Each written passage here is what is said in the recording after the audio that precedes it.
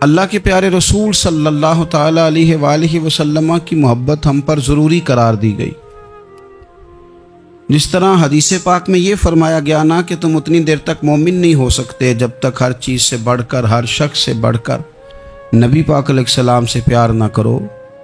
इसी तरह कुरान मजीद ने फरमाया कि फ़ला व रब्बिका, ए महबूब हमें आपके रब की कसम, ए महबूब आपके रब की कसम, ला युमिनूना हत्ता युहक्किमूका फीमा शजर बैनहुम, ये उस वक़्त तक मोमिन नहीं हो सकते जब तक अपने हर मामले में आपको हाकिम तस्लीम ना कर लें।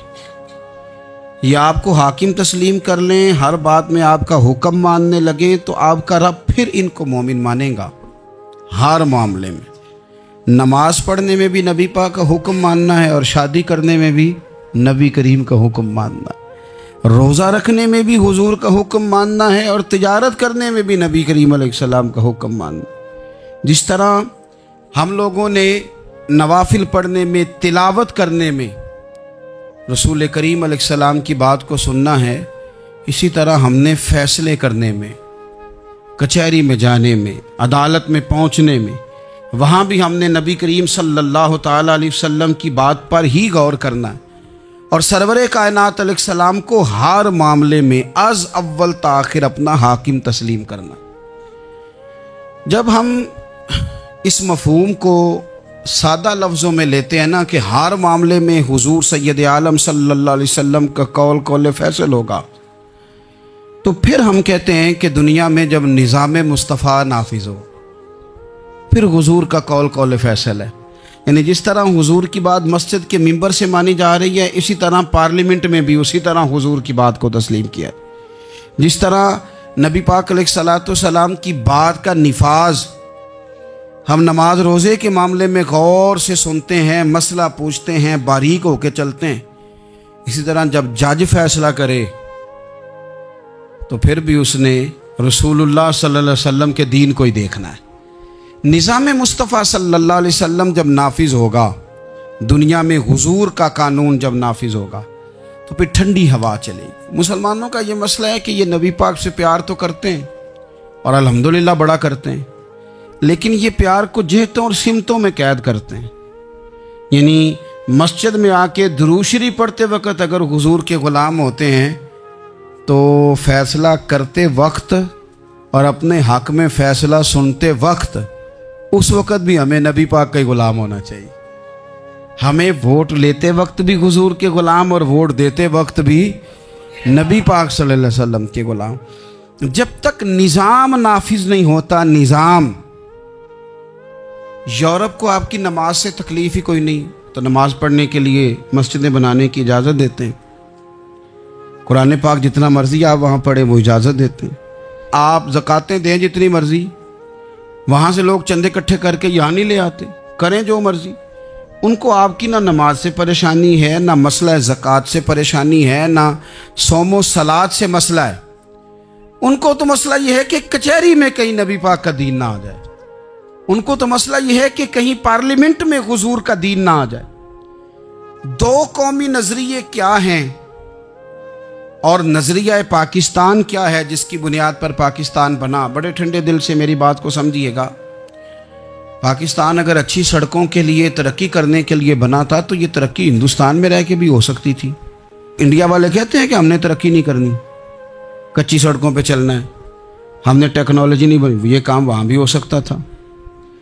अगर आप ये कहें कि पाकिस्तान जमहूरियत की मजबूती के लिए बनाया था कि डिक्टेटर कोई नहीं आएगा, सिर्फ जमहूरी कुव्वतें काम करेंगी, तो जमहूरियत में तो इंडिया बज़ाहिर आगे निकल गया है। उनकी जमहूरियत तो ज़्यादा अच्छी नज़र आती है, कभी डिक्टेटर नहीं आया। आपने पाकिस्तान क्यों बनाया? अगर आपने यही काम करने थे, फाशी और यानी और जो मर्जी जिसके मन में आए करे और कोई फ़र्क ना हो यहाँ के और वहाँ के कल्चर में, रिश्वतखोरी, भत्ताखोरी और नाजायज़ फरोशी, सारे काम अगर होने थे तो ये काम वहाँ भी होते। पाकिस्तान क्यों बना? क्यों इतनी सारी 40,000 लोगों ने अपनी जानों की कुर्बानियाँ दी? दुनिया की सबसे बड़ी हिजरत हुई है, सबसे बड़ी, जब पाकिस्तान बना। ये सबसे बड़ी हिजरत थी, इतनी बड़ी हिजरत ही कभी नहीं हुई। क्यों इतना कुछ हुआ? वो इसलिए हुआ कि हमें बताया गया था कि वहाँ ना सोशलिज्म, ना वहाँ खाली जमहूरियत का राग अलापा जाएगा, बल्कि एक बुलंद नारा लगाया गया था। नारा क्या था? पाकिस्तान का मतलब क्या?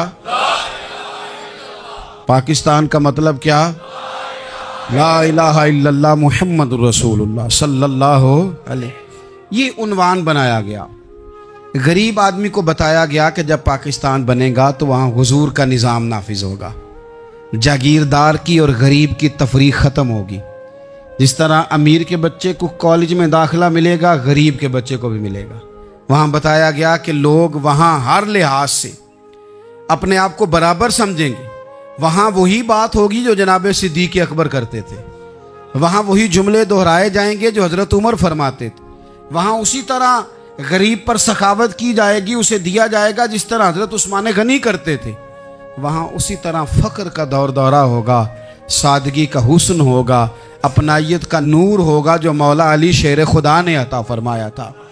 इस सोच की बुनियाद पर पाकिस्तान बनाया गया, इस सोच की बुनियाद पर, और इसी सोच को आगे लेकर के जाया गया। कोई सियासी पार्टी अब ये बात नहीं करती। दो कौमी नज़रिए का माना यह था कि हिंदू अलग कौम है, मुसलमान एक अलग कौम है, उनका रहना सहना, उठना बैठना, खाना पीना अलग है। हमारा उठना बैठना, खाना पीना, सारे मामलात अलग हैं, तहजीब व तमद्दुन अलग है। लिहाजा हमें अलग से खित्ता चाहिए जहां हम इस्लामी नज़रियात के मुताबिक आज़ाद होकर अपना वक्त गुजार सके। इस दो कौमी नज़रिए की बुनियाद पर, दो कौमी पहले तो अल्लामा इकबाल इसके कायल नहीं थे। अल्लामा इकबाल का पहले ख्याल ये था कि सारे जहां से अच्छा हिंदुस्तान हमारा, इकबाल ने लिखा था। फिर इकबाल कहते हैं मेरी सोच बदली और फिर मैंने कहा कि नहीं, खित्तों के जोर पे नहीं, आप रंग नस्ल के जोर पे नहीं, बल्कि कहने लगे कि अपनी मिल्लत पर कयास अक़वाम मगरिब से न कर, खास है तरकीब में कौमे रसूल हाशमी। आप जो तकसीम करेंगे, ये जो तकसीम हुई है ना अरब की, ये मजहब की बुनियाद पे नहीं हुई। ये तो उनकी ज़ाती लड़ाइयाँ थीं, छोटा सा दुबई बन गया, छोटा सा मस्कत, छोटा सा अबू धाबी, ये तो उनकी ज़ाती लड़ाइयाँ थीं, कबीलों की लड़ाइयाँ थी, जंगें थी, छोटे छोटे मुल्क अलग से तकसीम हो गए। ये मज़हब की बुनियाद पे ऐसा नहीं हुआ। दुनिया में जितनी रियासतें टूट कर बड़ी रियासतों से अलग हुई तो उसमें यह था कि हमारी कौम अलग है, हम सरदार अलहदा से हैं, इसलिए हम अलहदगी पसंद हैं। दुनिया के अंदर दो ही वतन हैं जो दीन के नाम पे बने, दो ही स्टेट हैं जो इस्लाम के नाम पर वजूद में आई। पहली मदीना मुनव्वरा है और दूसरी पाकिस्तान है। खालिस मजहब के नाम पर ये दो रियासतें वजूद में हैं, एक मदीना तैयबा और दूसरा पाकिस्तान। पाकिस्तान का मतलब क्या? ला इलाहा इल्लल्लाह मुहम्मदुर रसूलुल्लाह सल्लल्लाहु अलैहि वसल्लम। इस बुनियाद पर इस वतन को, खित्ते को हासिल किया गया, यही नारा लगाया गया।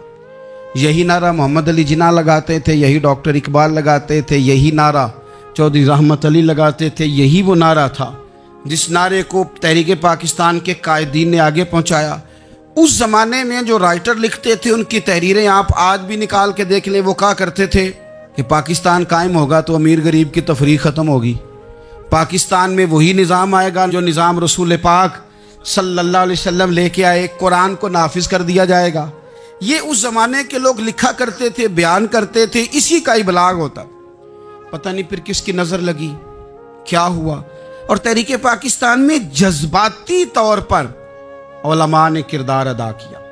उलमा ने हज़रत मौलाना अब्दुल हामिद बदायूनी, हज़रत मौलाना सैयद नईमुद्दीन साहब मुरादाबादी, हज़रत मौलाना अब्दुल अलीम साहब मेरठी, और एक बड़ा नाम अमीर मिल्लत हज़रत पीर सैयद जमात अली शाह साहब मुहद्दिस अलीपुरी, 100 साल से ज़्यादा उम्र के बाबा जी तहरीक पाकिस्तान के लिए जलसे हो रहे हैं।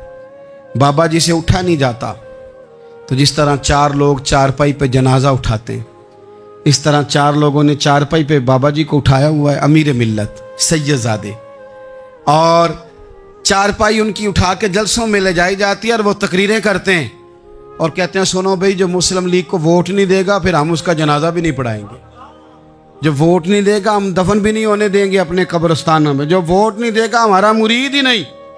इतने जज्बात में लाके 40,000 लोगों ने कुर्बानियां दी। एक नजरिया था कि हिंदू अलग कौम है, मुसलमान एक, और फिर पाकिस्तान बनाया गया। आज क्या धमा चौकड़ी है, क्या जातों पातों की बुनियाद पर? ये तो हिंदुओं का तरीका था कि वो जातें पाते गिनते थे कि ये ब्राह्मण है, ये शूद्री है, ये खत्री है, ये फलाना है, ये हमारे घर नहीं आ सकता, ये नीच है। और अगर आज इस मुल्क में भी इलेक्शन जात की बुनियाद पर लड़ा जाए और यहां भी सिर्फ इसलिए सपोर्ट किया जाए कि ये मेरी बरादरी का है, सिर्फ इसलिए सपोर्ट किया जाए कि मेरा कबीला है, पहले देखा जाए कि यहां कौन सी बरादरी मजबूत है तो उस कैंडिडेट को टिकट दिया जाए, तो फिर क्या आपने वतन बना के क्या कमाल किया? तो इसका एक नजरिया है। क्या नजरिया है? कि मुसलमानों का रहना, उठना, बैठना, खाना पीना अलग है। देखो एक सादी सी बात है, या आपने दाढ़ी रखनी है, मूछें रखनी है, तो इस पर भी नबी पाक सल्लल्लाहु अलैहि वसल्लम ने कहा कि अलग से तुम्हारी शनाख्त होनी चाहिए, अलग से। फरमाया तुमने यहूदी चूंकि मूछें बड़ी रखते थे, फरमाया तुमने दाढ़ियां बड़ी करनी है, मूछें पस्त रखनी है, यहूदियों की मुखालफत करनी है। ये लफ्ज हैं हदीस में साथ। सादी सी बात है ना, पगड़ी बांधनी है, बांध ले कोई आदमी। हमारे पंजाब में लोग पगड़ी भी कह देते हैं, साफा भी कह देते हैं, कुल्ला भी कह देते हैं, जो जिसके मन में आया। लेकिन हुजूर ने ताकीद लगाई, फरमाया खास है ये भी, ये इस्लाम का कल्चर है, कल्चर अलग से है। फरमाया यहूदी बगैर टोपी के सर पे पगड़ी बांधता है, तुमने पहले टोपी पहननी है फिर पगड़ी बांधनी, यहूदी की मुखालफत करनी। ये अलग कल्चर है, अलग तहजीब है मुसलमानों की, खास है तरकीब में कौमे रसूले हाशमी। आपकी अदालत में वो वाला निज़ाम नहीं होगा जो अमेरिका में है, आपकी अदालत में वो वाला निज़ाम नहीं होगा जो बरतानिया में है, आपके पार्लियामेंट में वो निज़ाम नहीं चलेगा जो यूरोप का, बरतानिया का, फलाने का है। आपकी पार्लियामेंट में, आपकी अदलिया में वो निज़ाम चलेगा जो कुरान का है और रसूलुल्लाह के फरमान का है। ये नजरिया था, नजरिया। अब इस नजरिए की लोग बात ही नहीं करते, अवाम भी नहीं करती, बिल्कुल नहीं। मैं बड़ी देर से रोना रो रहा हूं, बहुत सारे बड़ी बड़ी गद्दियों के पीर भी नहीं करते।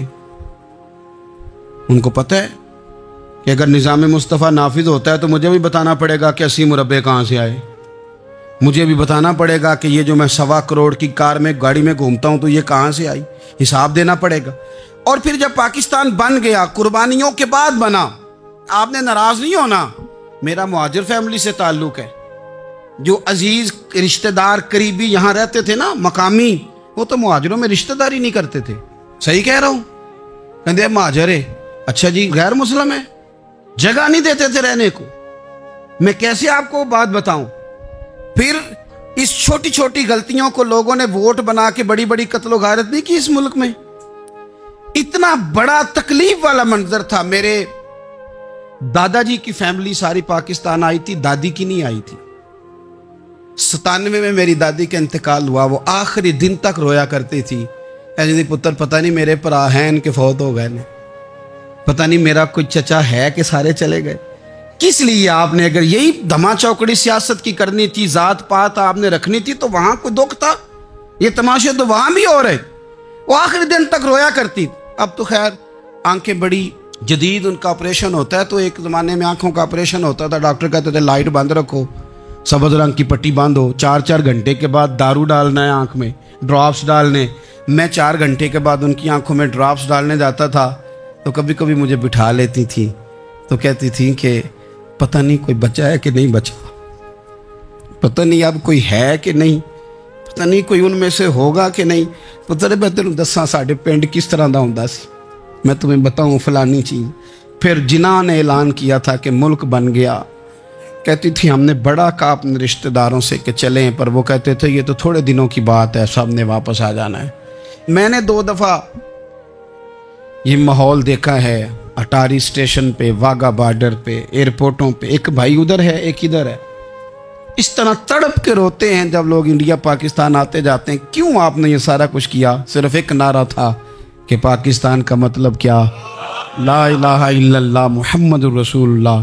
सिर्फ एक नारा था कि यहाँ हम हुजूर का दीन लेके आएंगे, वो दीन तुम लाए नहीं, उन्हीं नवाबों, वडेरों, चौधरियों के जिम्मे तुमने काम लगा दिया। अपने मुल्क में हुजूर के निज़ाम के लिए जद्दोजहद करें।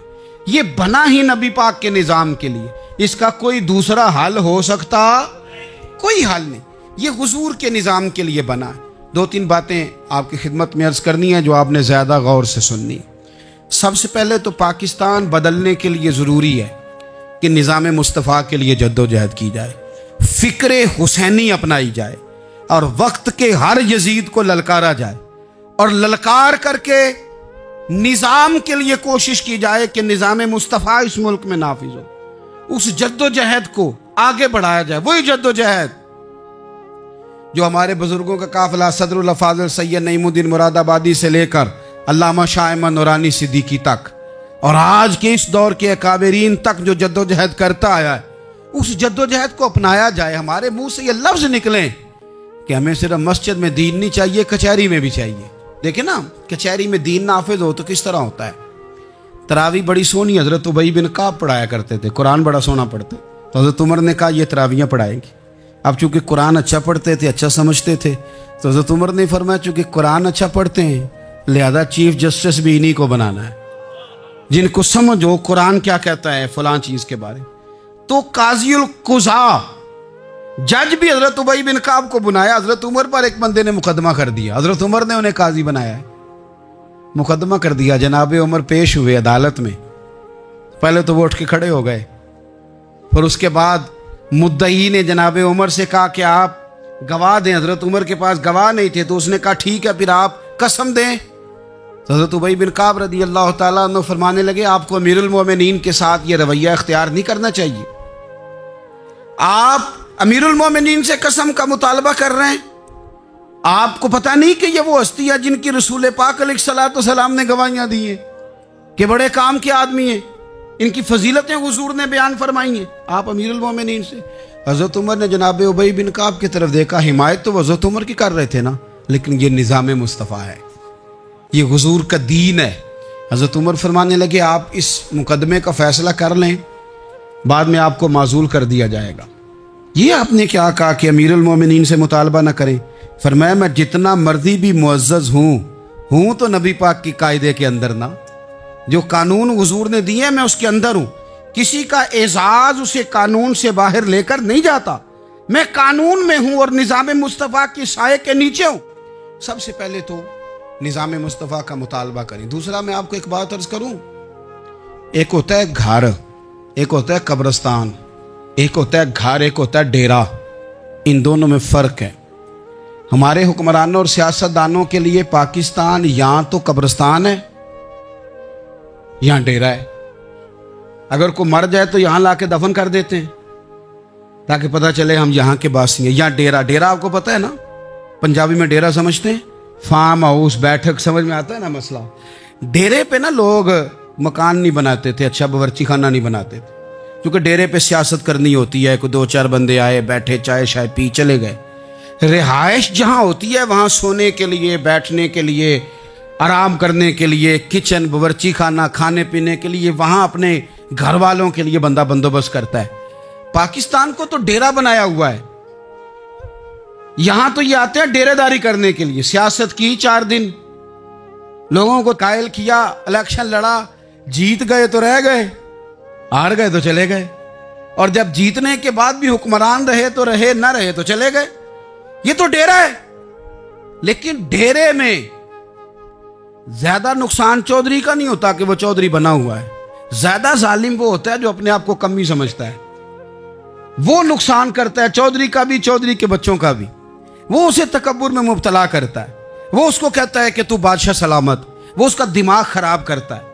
इसलिए शेख सादी कहते थे बहुत सारे लोगों को उनके मुशीर तबाह कर देते हैं, तू बल्ले बल्ले। तो पाकिस्तान इन लोगों के लिए या डेरा है या कब्रिस्तान है। घर तो मेरा और आपका है, लिहाजा हमने इसे घर समझना है, सिर्फ अपने घर को नहीं। हमारी गली भी हमारा घर है, हमारी सड़क भी हमारा घर है, हमारे पार्क हमारा घर है, पब्लिक प्रॉपर्टी सारी हमारी हैं। हमने हुक्मरानों का सिर्फ इंतजार नहीं करना, हमने रैपर देख के फेंकना है कि घर हमारा है। हमने सड़क पे कचरा देख के फेंकना है कि घर हमारा है। हमने इसके जर्रों से, इस वतन की मिट्टी से प्यार करना है। और ये आप छोड़ दें कि सिंध में फलाने की हुकूमत है और खैबर पख्तूनख्वा में फलाने की हुकूमत है, पंजाब फलाने का है और बलूचिस्तान फलाने का है, ये बातें आप छोड़ दें। खैबर पख्तूनख्वा भी दरवेशों का है, हज़रत बाबा अब्दुल रहमान का है, पीर ऑफमान की शरीफ का है खैबर पख्तूनख्वा, सिंध हज़रत अब्दुल्ला शाह गाजी का है और पंजाब बाबा फरीद का है और दाता अली अजमेरी का है। तो मेरे अजीज़, सबसे पहले तो निज़ाम मुस्तफ़ा का मुतालबा करें, फिर इसकी सफाई में, सुथराई में, तामीर में, तरक्की में अपना किरदार अदा करें। तीसरी बात यह कि लोगों को ये बात समझाएं एक दूसरे को कि बहुत ज़्यादा खुद गर्ज ना बने, फ़कत अपने घर की फिक्र छोड़ दें। ये मिल्लतों का तरीका नहीं, कौमें इस तरह नहीं बनती। फ़कत अपने घर की फिक्र करना। ऐसी हवा चली है कि हर शख्स सोचता है तमाम शहर जले बस एक मेरा घर ना जले। ये फिक्र छोड़ दें। देखें ना, हमें बताया गया, नबी करीम सल्लल्लाहु ताला अलैहि वसल्लम के फरमान ने बताया कि 40 घर आगे, 40 घर पीछे, 40 घर दाएं, 40 घर बाएं, ये तेरे पड़ोसी हैं। और सखावत तू कहाँ से शुरू कर? हुजूर ने जनाब अबू ज़र ग़िफ़ारी से फरमाया था कुछ ना हो सके तो शोरबा ही ज़्यादा पका लिया कर, इसी से पड़ोसियों का भला कर। अपने इर्द गिर्द थोड़ा देखें हम किसके कितने काम आ सकते हैं, और अगर किसी के घर में कोई परेशानी हो तो उसे ख़त्म करने की कोशिश करें। अगर हमारे दाएं बाएं कोई आदमी किसी गलत चीज़ में मुलव्विस हो तो दूर करने की कोशिश करें। क्यों भला? इसलिए कि पड़ोसी के घर की आग सिर्फ इसलिए नहीं बुझानी चाहिए कि उसका घर न जल जाए, पड़ोसी की आग इसलिए भी बुझा देनी चाहिए कि अगर उसके घर से आग ना बुझाई तो वो हमारे घर भी आ जाएगी। अगर साथ वाले के घर की आग ना बुझाई जाए तो वो हमारे घर भी आ जाएगी। इसलिए इस वतन में जितने घर हैं वो सारे अपने। एक आखिरी बात आप हजरात की खिदमत में बड़ी दर्दमंदाना मैंने अर्ज़ कर दी, दर्दमंदाना।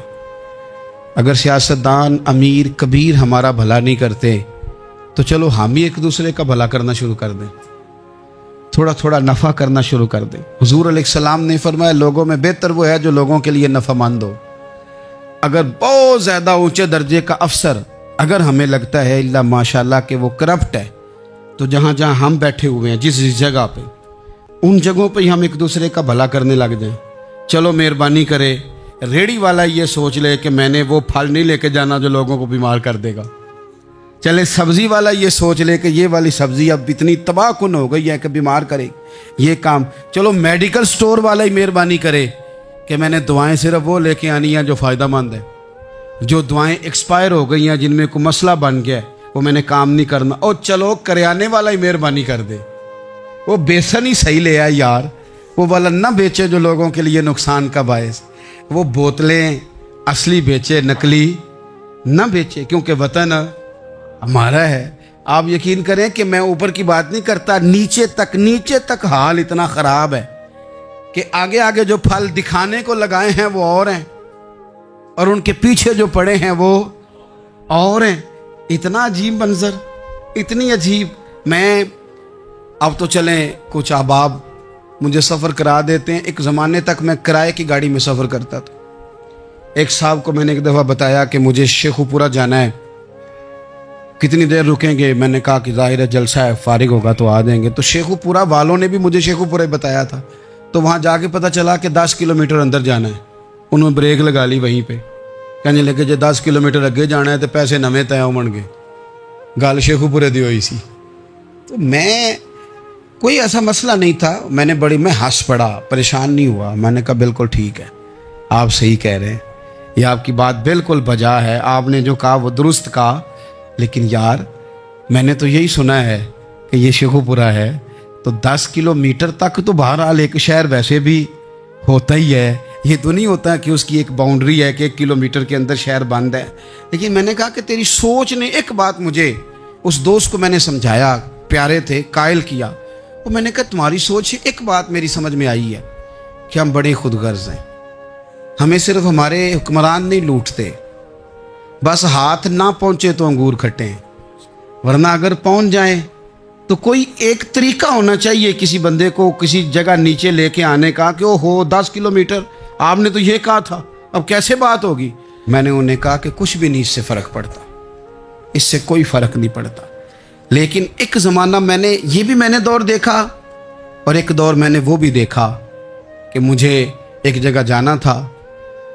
अल्लाहु अकबर, एक कारी साहब थे, इमाम साहब थे, किसी ज़माने में वो रह चुके, तो हमारे इलाके में भी उन्होंने इमामत की थी। तो मैं वहाँ जा रहा था, तो उनके गांव पहुँचने स्टॉप पे उतर के तो मैं तांगे पे बैठा। तांगे वाले को मैंने कहा कि वो चूँकि अपने गांव जा चुके थे छोड़ के हमारा इलाका, तो मैंने कहा फलाने कारी साहब के यहाँ जाना है। तो नीचे उतर के, तांगे वाला जाहिर है कार वाले से तो गरीब ही होता है, तो मैंने उस तांगे वाले से कहा कि मियाँ किराया कितना तेरा बनता है? कहने लगा मैं मौलवी साहब दे परौने को किराया नहीं लेंदा, इसलिए कि उन्होंने हमें कुरान पाक पढ़ाया है और उन्होंने हमें। और फिर मैं वो तांगे वाला, उसके कपड़े, उसकी तामत, उसका सारा कुछ सादा, तो मैं बार बार मेरा दिल करता था कि मेरी आंखें इसकी फ़ोटो खींच ले, क्या शख्स है, क्या अंदाज है। और वो मुझे कहने लगा मौलवी साहब वापस कदों को जाना दे। मैंने उनसे कहा कि मैंने ना जी शाम को ही वापस लौट जाना है। तो कहने लगे मैं डीगर को तक तुहाडा वेट करांगा तो मैं तुहानू डीकांगा, एक सवारी घट पावांगा। मेरा दिल करता है मौलवी साहब दा परौना वापस भी फ्री जाए। क्या उसकी आमदन होती है तांगे वाले की। वो बंदा भी याद रह गया, ये बंदा भी याद रह गया। खुदारा हम याद रहेंगे। मेहरबानी करें आप एक दूसरे का थोड़ा थोड़ा भला करें, एक दूसरे की थोड़ी थोड़ी खैर करें, एक दूसरे का थोड़ा थोड़ा नजरिया। एक बंदा मुझे वो भी याद है, बस में बैठा था तो उसने ना, एक बूढ़ी अम्मा ने उसे कहा कि पुत्र मेरे को ना किराया 14 रुपये था, तो उसने कहा पुत्र मेरे को 10 ही दे। तो अपना अपना रवैया होता है। तो वो कंडक्टर जो था गाड़ी का, वो कहने लगा अम्मा जी उतर के आगा नहीं जाना। कहने लगी पुत्र वे जाना है, पैदल टुर जाएंगी, गरीब है मेरा पुत्र, ज़्यादा पैसे नहीं कमांदा, तो 10 रुपये ही ने। तो वो क्लीनर भी मुझे याद रह गया, उसने 10 भी अम्मा को वापस कर दी। कहने लगा अम्मा जी कोई गल नहीं, सारी दिहाड़ी कमाई दे ही ने, अल्लाह देवने वाला है, तुसी पैदल ना जावियो, ए 10 रुपये रक्शे वाले नूं दईओ ताकि तुहानू घर च। ओ यार एक एक कतरा इस मुल्क में, एक एक आंसू किसी का पूछ लो, ज़्यादा नहीं, एक एक दो दो आंसू पूछोगे तो बड़े लोग रोना छोड़ देंगे। एक एक दो दो आंसू पूछ लोगे तो बड़े लोग हैं रोना छोड़ देंगे। मैं चूँकि गौर से चीज़ों को, मेरा हाफ़ज़ा बड़ा अच्छा है तो मैं देखता रहता हूँ। मेरी हमशीरा की शादी थी तो मैंने एक फर्नीचर वाले से बात की। मैंने कहा भाई इस तरह करके फर्नीचर बनाना है। तो कहने लगा घर वास्ते या किसी धी नूं देना जे वडेरे बाबा जी। मैंने कहा जी नहीं। कहने लगा हजरत जी जिमें दिल करेगा कर लिया जे, धीयां धियानियां दा उंज भी हिस्सा होंदा है। तो मैं बेटियों के लिए, ओ भाई ना कोई उसमें कमी हुई, गरीब आदमी था ना मैंने कोई कमी की, हो गई बात, पर बाबा तो याद रह गया ना। ओ भाई थोड़ा थोड़ा ना, ये वतन हमारा है, धीयां भी सांझियां होंदियां ने ते उन्हां दे दुख भी सांझे। असी बड़े चंगे लोग जे, साडे वडेरे सानू नहीं सन कहंदे फलाने दा जवाई है, वो सानू कहन सन साडे पिंड दा जवाई है। और चौधरियों का बच्चा भी उतर के सलाम करके कहता था भाजी तुहाडा बैग मैं ना चाला, घर ना छाड़ आवां, अपना कल्चर वापस ले आओ। नहीं चाहिए हमें ज़्यादा मोबाइल, कोई ज़रूरत हमें टेक्नोलॉजी की, कोई इतनी लंबी चौड़ी फ़ोटो की। वापस आओ बेटी, इस पिंड साड़ी धी व्याही है, उत्थे जो बरात जाएगी तो उस धी का भी तोहफा जाएगा, क्योंकि उत्थे ये वापस आ जाओ ना। इतने जदीद बनो कि खुद गर्जी हो ना, ये जुमले बोलो कि मैं ज़रूरत पड़े तो गधे को बाप बना लेता हूँ, इस तरह न करो। अपनी ही मट्टी पे चलने का सलीका सीखो। किसी के संगे मर मर पे चलोगे तो फिसल जाओगे। प्यार बांटे, ये वतन हमारा है, हमने यहाँ मिल कर रहना। छोटे छोटे ताउन एक दूसरे के साथ करोगे तो वतन में ख़ुवत बढ़े।